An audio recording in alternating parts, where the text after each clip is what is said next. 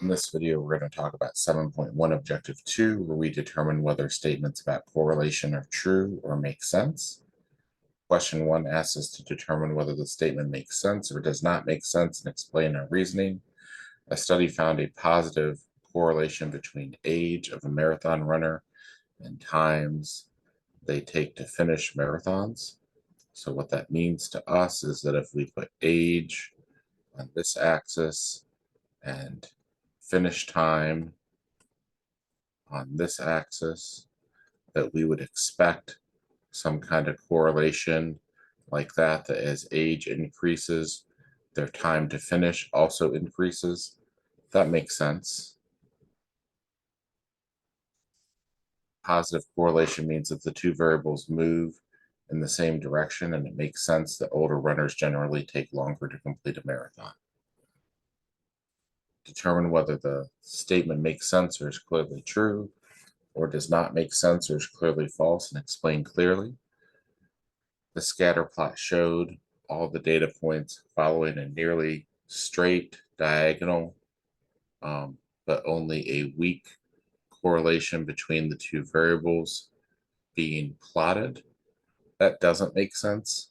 If the data points are following a near straight diagonal line, it would indicate a very strong correlation between the two variables.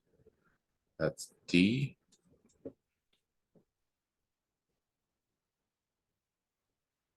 Determine whether the statement makes sense or is clearly true or does not make sense or is clearly false, and explain clearly.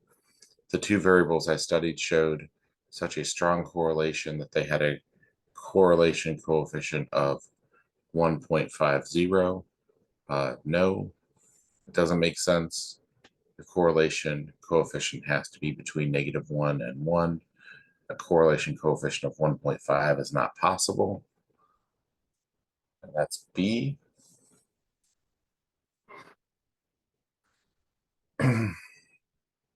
Number 4 says determine whether the given property is true and explain why or why not. The correlation coefficient remains unchanged if we interchange the variables x and y.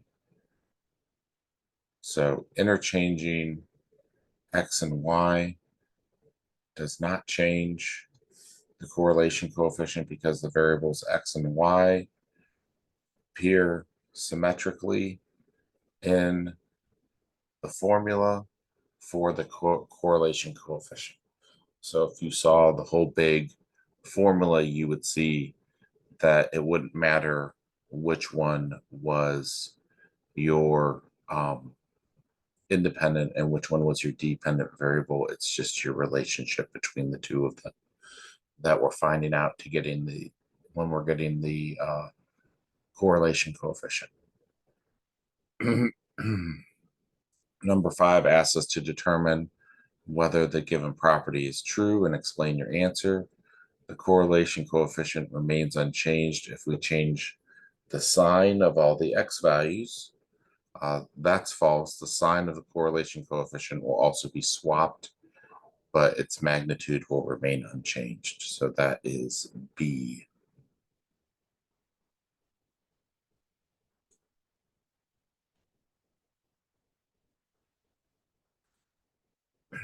And determine whether the given property is true and explain your answer.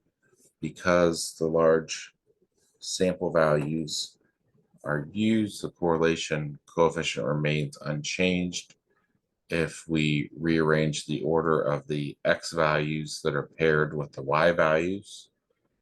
That's definitely false.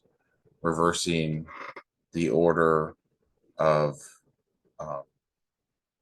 the x values would flip the sign of the correlation coefficient, and other rearrangements would also change the magnitude of the correlation coefficient.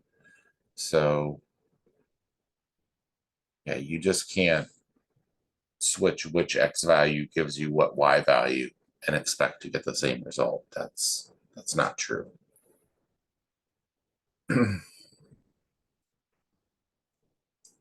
All right, that's it for this video, and we'll come back next time and get 7.1 Objective 3.